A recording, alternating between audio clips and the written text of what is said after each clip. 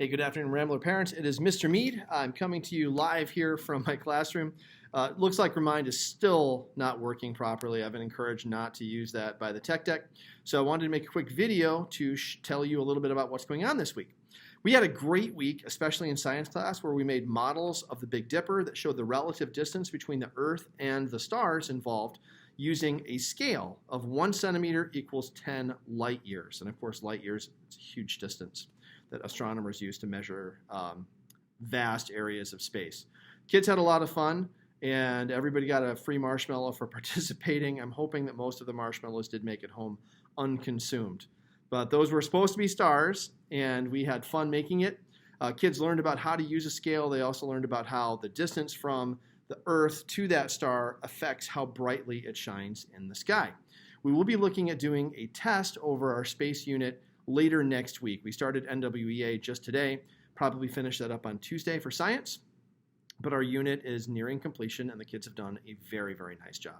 You can see their grades so far if you look in PowerSchool. Most of that, I think I've got pretty much everything up to date. If something's missing, I just haven't graded it yet because the student didn't have it finished yet. Be getting that done probably Monday with our delayed start as a catch-up day. Excuse me, math is also going very well. We're continuing to learn about volume of rectangular prisms. We're learning how to add multiple rectangular prisms together into more complicated shapes to calculate volume. And we're looking at doing our math summative assessment also later next week. So we're almost done with that. Look for a unit review coming home early next week, probably on Tuesday. We'll go ahead and get started looking at that. And then finally, writing has been going extremely well. We've been doing personal narratives about something that happened that was sad. And the kids have learned a lot about describing the setting, about not ruining the surprise in the first sentence and saying, you know, something really sad happened. My cat ran away from home. If you say that first, the reader already knows the ending of the story. And so they're less likely to finish. So we talk about describing the setting, pulling the reader in, and making them feel like they're truly there and a part of the story. And the kids have already demonstrated a ton of growth in that area, making sure that they're describing and explaining their feelings and using rich vocabulary with that. So I've had a lot of fun conferencing with the kids and seeing them grow and develop as writers. The grades in PowerSchool, like I said, are almost completely up to date, so feel free to check that.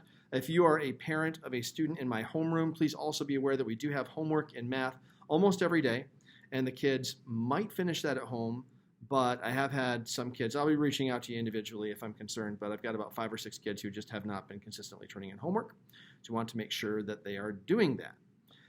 If you've got other questions, please feel free to shoot me an email back. Like I said, Remind is still not working reliably, so that's the best way to reach me.